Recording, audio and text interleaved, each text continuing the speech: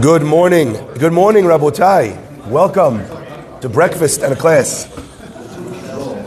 Breakfast and a class today is sponsored by Nati Benisti, dedicated in honor of his wife Amy and in celebration of their newborn daughter Yael Mazal. Mazal Tov U'Mabruk. Breakfast and the class is also dedicated in loving memory of Izzy Ashkenazi, Alav Shalom, Leilui Nishmat Yitzhak Ben Yehudit V'Hayim, Alav Shalom, sponsored anonymously. As well, breakfast and the class is dedicated in loving memory of Leilui Nishmat Tzvi Asher Ben Benchas Meir for his Askara, sponsored by his grandson Shmaya Stimler. Of course, today also, as we've been doing it the entire time, is also a Refuah Shlema in the name of Yaakov Yisrael ben Tamar Malka. Finally, the week of Kobru is sponsored by David E. Ash in honor of you and your substantial capacity to do good today and every day. But today, my friends, is not every day. Today is my birthday. Chaf Chet Adar Aleph. Every 5 years. I've only had 17 birthdays in my life. Ishtabach Shemo. Baruch Hashem. So today, I have our rabbis tell us the power to give a beracha. So I'd like to give everyone a beracha at the end of the shiur. We had a big class in my house last night, and my children in the middle of the class crashed the class with music and balloons and started singing. It was very cute. I really appreciated it. So my voice is not like this because I was out partying. It was we were at a shiur in the house. Baruch Hashem. What a way to spend a birthday. So I'm here today, Be'ezrat Hashem, also to learn some Torah together with you today on this birthday, and as well to bring you and everyone that listens some beracha, some of the mazal. That's why you have a koach to bring the beracha on your birthday, because that's the day of a person's mazal, specifically the day that lines up, but only his Hebrew birthday, obviously. His English birthday doesn't have the same power. Now, I'd like to read to you a beautiful, beautiful idea. Our parasha begins with the words Ele Pekudei. These are the countings of the Mishkan, Mishkan HaEdut, the sanctuary of testimony. Now, what's interesting is I want to quote to you two different ideas in Chazal, and I want to share with you as well two different ideas and from where they come to try and understand something beautiful for every single day of our lives. Rashi writes, 2 times does it say the word HaMishkan, Mishkan. Why does it say HaMishkan, Mishkan? Remez LeMikdash. This is an allegory, a hint to the Mikdash. Shenitmashken b'shnei churbanin al avonotehen shel Yisrael. That was given as a collateral for the debt that we owed for our avonot. The Mishkan, Mishkan, it became a mashkon, a collateral for our damage, for the avirot that we did. Now, I find this really weird. But let me share with you one more idea that the rabbis also teach on this pasuk, and you'll see another example of the same concept. The pasuk says, Ele Pekudei HaMishkan. I want to quote to you the Gemara. Gemara in Sukkah on page Memhei, page 45. Moshe Rabbeinu, when he built the Mishkan, he asked God, what's going to happen if you destroy the Beit HaMikdash, if you destroy the Mishkan? Hechan tishrei shechinatecha. Where will your Shekhinah reside? So now you're giving us this temple and you're telling us, V'shachanti b'tocham, build me the temple, I'm going to dwell in it, okay? But what happens when you destroy it? Where will you be? And the Gemara continues and says, Amar lo HaKadosh Baruch Hu said to him, B'sadikim, I'm going to reside in the righteous, in the holy. And I think it is for that reason that throughout the generations, people go to their rabbis for beracha, they go to their rabbis to ask them all these questions, because what they used to do in the Beit HaMikdash, they now do at the tzaddikim. There's a custom that the Hasidim have. It's called a pikadon, I think it's called a pikadon, or a kvittel they have, where people would bring the rabbi a little note. They need a certain something, they need a certain prayer, a certain blessing. They would give the rabbi the note, they would bring the rabbi money. Usually the rabbi would take the money and use it for tzedakah, for the community. But again, it's representative of the same concept that when people needed a kapara, they would bring a korban in the mikdash, right, etc., etc. They would donate money to the Beit HaMikdash, to the Beit HaKabayit, to fix up the Beit HaMikdash, etc., etc. So Moshe asks God, what's going to happen when you destroy the Beit HaMikdash? Where are you going to be? Hashem answers, in the tzaddikim.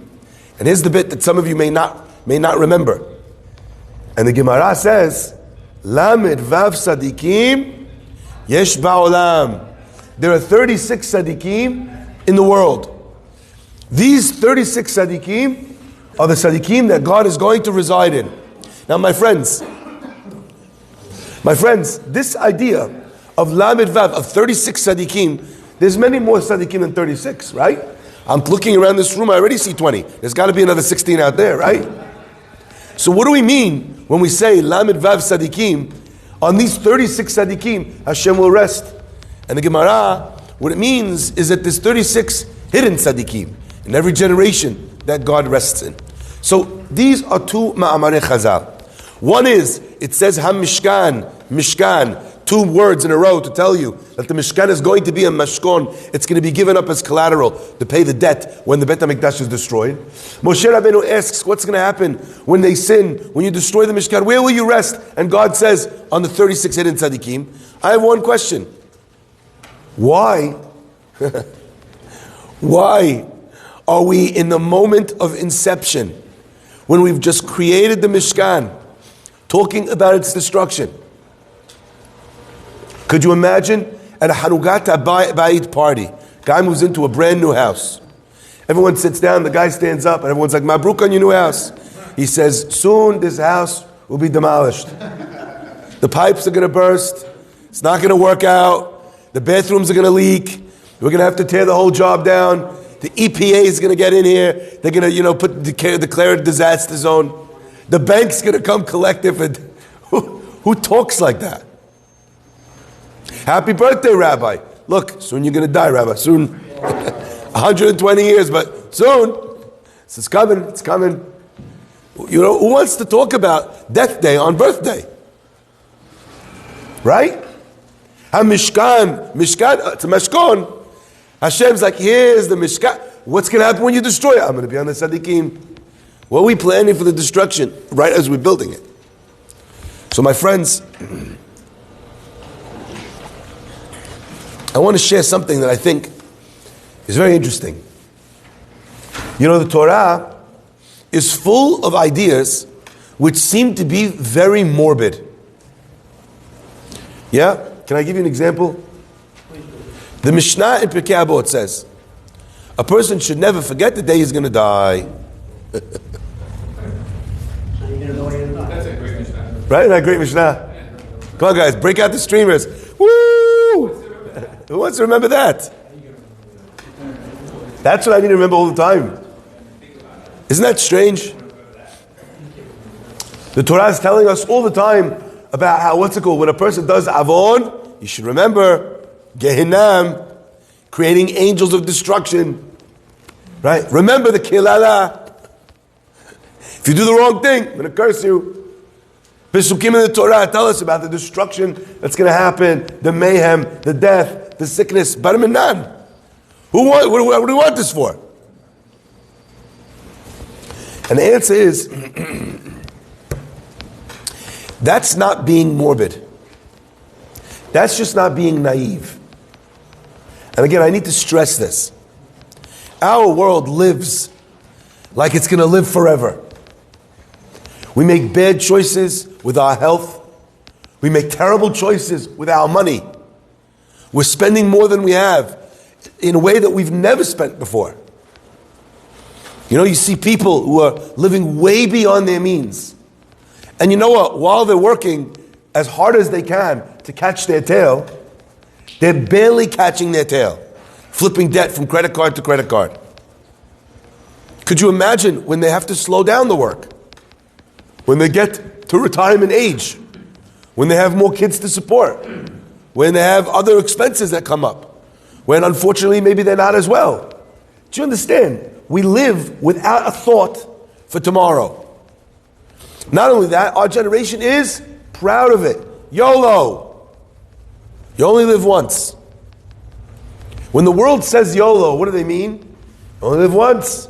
Live Majnun. Judaism says dib. That's not what YOLO means. YOLO means you only live once. Don't mess it up. YOLO, spend all my money on a Ferrari. Idiot. You only live once. Why would you waste? Well, you don't need that. Spend it on something you need. Spend it on something that's valuable. Again, I want to make sure everyone says, enjoy your car, have whatever you want, but I don't care. That's not my point. My point is when it comes at the expense of something else, right? The Torah is telling you, don't be naive. Ezu chacham haroeh et hanolad. He who sees what's coming.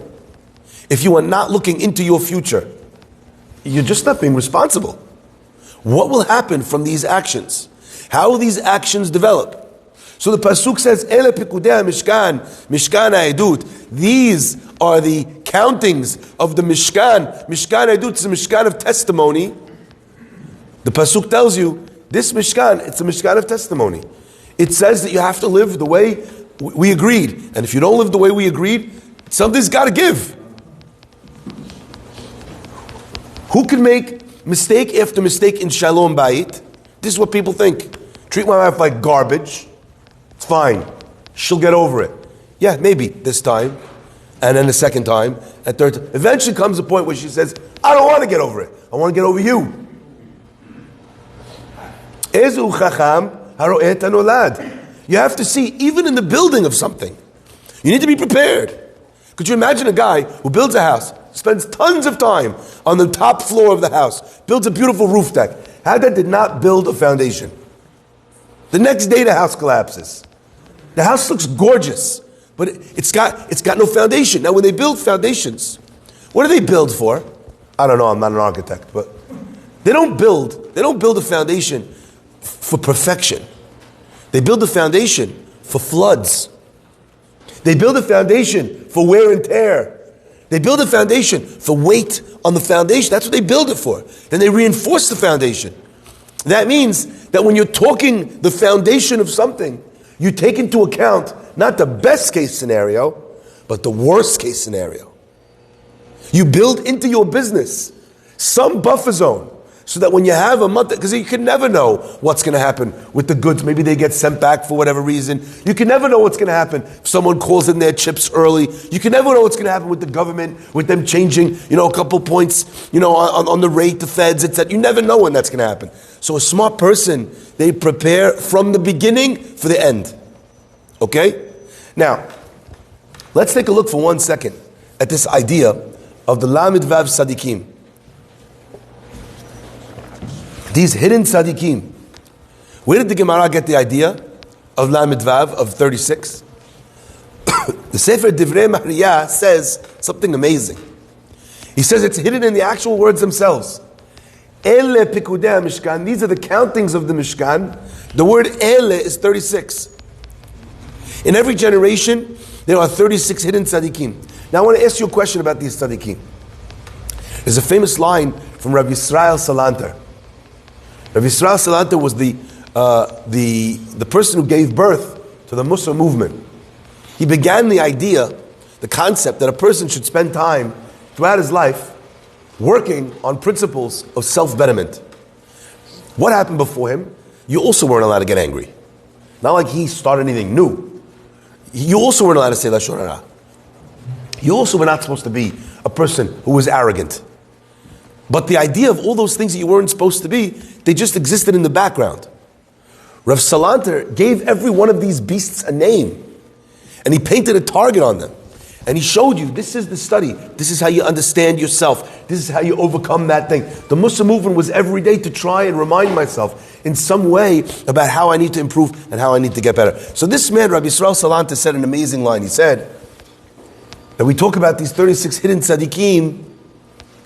The 36 hidden tzaddikim, he says, in this generation, there are no hidden tzaddikim.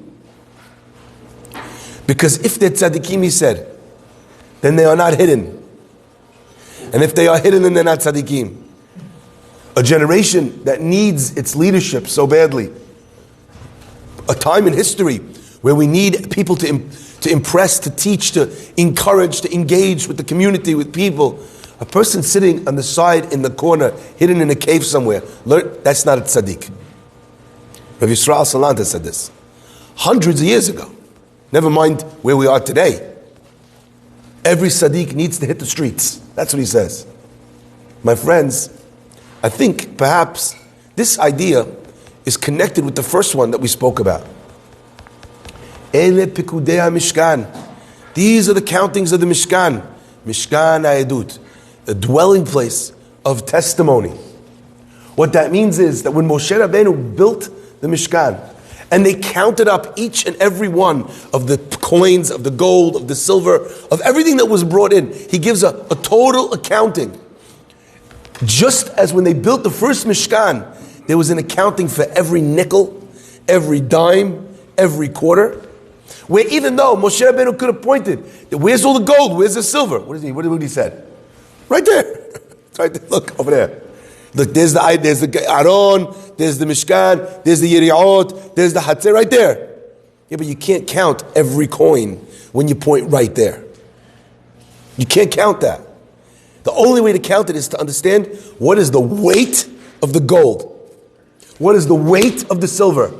We gave this to you, Moshe Rabbeinu. Do you have every dollar that we gave you? Is it all there? Is everything accounted for? My friends, you know what the hidden tzaddikim are? They are people who can give an accounting. They are people who can give an accounting and say, you know what I used today for? I used today for this. They could come to God or to man and say, you know what I did with Tuesday? This is what I accomplished on Tuesday. So Moshe Rabbeinu sets up from the beginning. When we build a Mishkan, everything's accounted for. A Sadiq doesn't get to do the right thing the wrong way. You give someone musar, but you give it to him publicly. It's funny, I was talking about this last night. I have a guy in a class, and he shambles the other guy. And the other guy, Reuven shambles Shimon. Shimon turns to Reuven, he's like, how could you embarrass me publicly? You embarrass somebody publicly. En lo chelik le'olam haba. I was like, thinking, what a dip. You just gave him the item, you told him about embarrassing public, then you gave him musar publicly, you just did what you told him he shouldn't do. So I told him that, and then I did what he did, which is what he did. You understand? You do the right thing the wrong way, so you're pointing at the item, look, it's good. But they say, no, let's open the books. I want to weigh it out. Let's see if everything that we gave you to build this thing is there and present. God in heaven is not just going to ask us about our good deeds. God's going to ask you for the measurement, for the weight of every bit that He put in you and say, show me what you did with all of it. You have a great personality. Hashem's going to say, show me, what'd you do with that personality? Oh, you got customers for your business? Hazaku Baruch. No. Show me what you did as a mitzvah with your personality. Did you get people to come to shul? Did you use your personality to joke around and make it fun and light so everyone would come to a shiur? Or you use that to get everyone, to go to another place?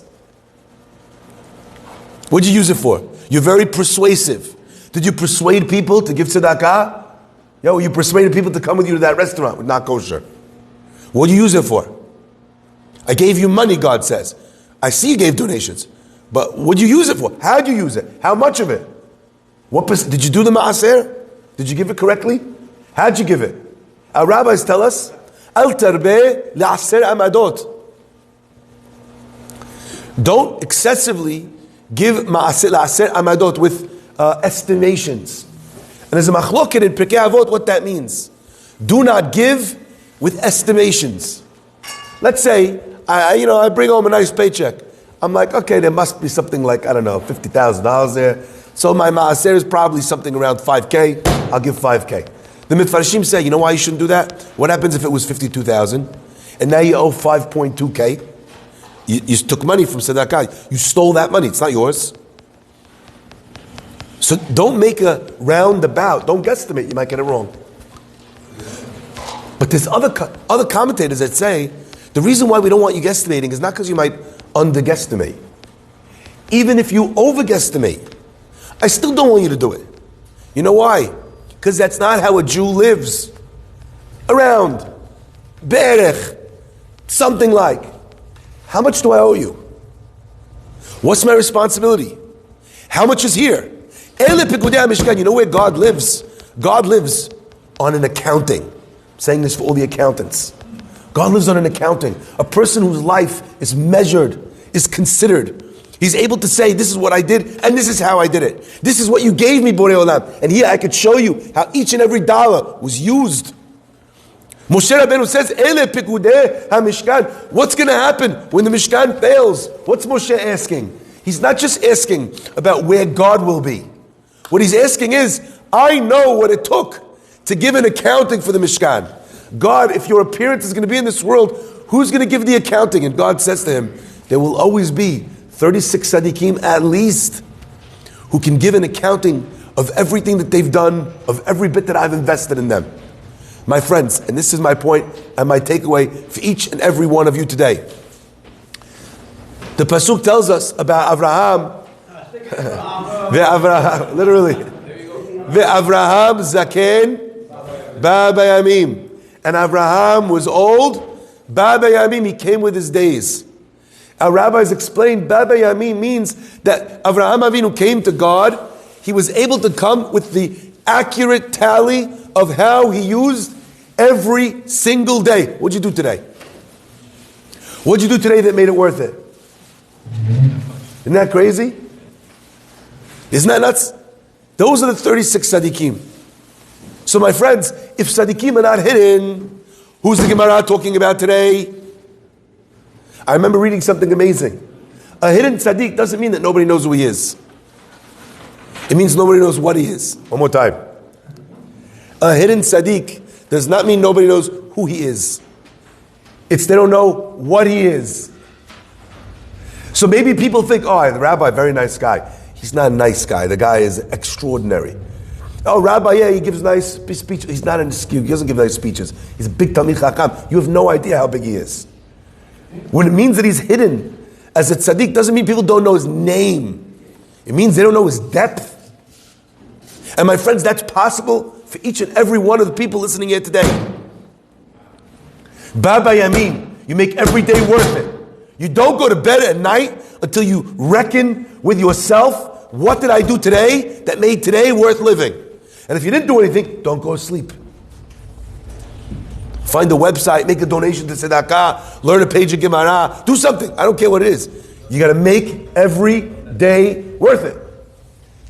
My friends, this beautiful concept, the idea that we don't exist to waste days, we exist to squeeze days, to make the most of every minute of life, is the most beautiful Jewish idea in the world. And how do you make sure that you use every day? You remember that you don't have an unlimited number of them. Then you get sad.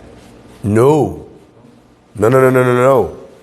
You only get sad if you live in a naive world where the idea that a person dies is a chidush to you. Everybody's going to die. I always say that. I tell people to get comfortable with it. Tell yourself every day. I tell yourself all the time. I'm going to die. I'm going to die. That doesn't make you sad. When? I'm not to say when. Yeah, it's a happy occasion. Wow. Happy birthday to you. Happy birthday, dear Rabbi Farhi. By the way, that's Sammy Sutton. Where's that special candle? Show everybody.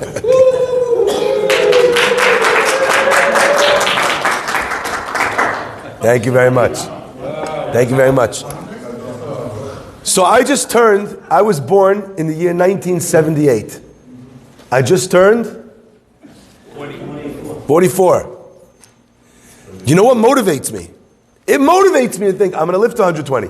But a third of my life is gone. I've spent 1/3 of it. I got 2/3 left.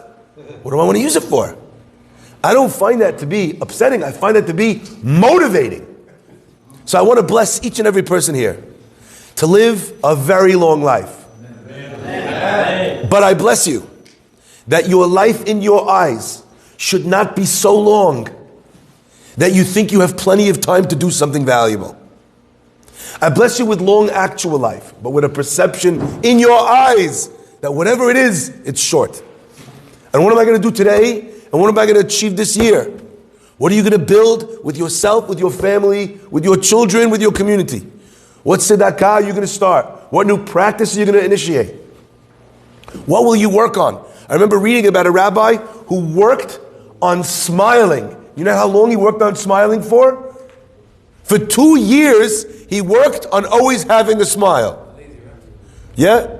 You think he said lazy rabbi? Listen to this, end of the story.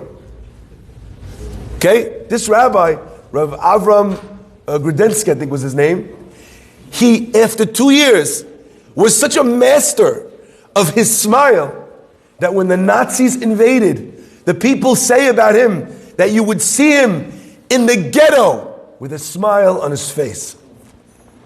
Because he was such a master of his own joy that nothing could take that joy away from him. But the only way you work on that is if you think to yourself, I don't have an unlimited amount of time.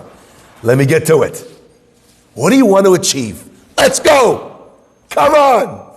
That's my beracha to each and every one of you. My beracha to each and every one of you is that you don't live life sitting back like this in your chair. You live life at the edge of your seat. Pumped, excited for another day. Another one of your limited edition days. You ain't getting another one of today. You only get one today. Tomorrow is not the same day. Different day. Baba Yamin. The only way you're going to be that Sadiq, only way you're going to bring Shekhinah to the world, only way you're going to make a difference, only way you're going to be the best you, is if you literally grab every opportunity. What'd you do today? What a special beracha. I want to bless all the people in the world who are waiting for a shidduch, not to push it off one more day. You know what? I don't know. I don't like this one. I'm going to wait for another one. I ever need all my boxes ticked. Tomorrow. The guy who says tomorrow, what happens? He waits too long. He gets too comfortable. And then, he or she, it's hard to fill because you know what? My expectations went to such a level. It's hard. I lived my life. I got used to the way it is. My friends, a person who waits with his kids to build a functional, full, warm relationship. Remember that song? Right? Cats in the Cradle? Let's get together, then we'll get together. Then you know what happens to that guy? He never builds a relationship with his kids. You waited too long. You sat at work. You have a great idea. Your value is more than you're being given at work. You don't make a move, you're going to die in that chair. You're never going to move forward. I give you a beracha with the courage to move forward, to take something bigger, to become a Talmid Chacham. Did you start learning? Do you learn Gemara? Are you doing more? Are you challenging yourself? I give you a beracha in learning. I give each and every one of us a beracha to achieve that which we thought was impossible. We give you a beracha that we achieve Be'ezrat Hashem. Greatness in every lane. And please God, Shiduchim, Parnasa, Yeladim, Chinuch, Be'ezrat Hashem, Bi'at Goel Tzedek, B'mehera V'yamenu. We should be zocher to meet and greet Mashiach Tzidkenu, each and every one of us. B'mehera V'yamenu. Amen.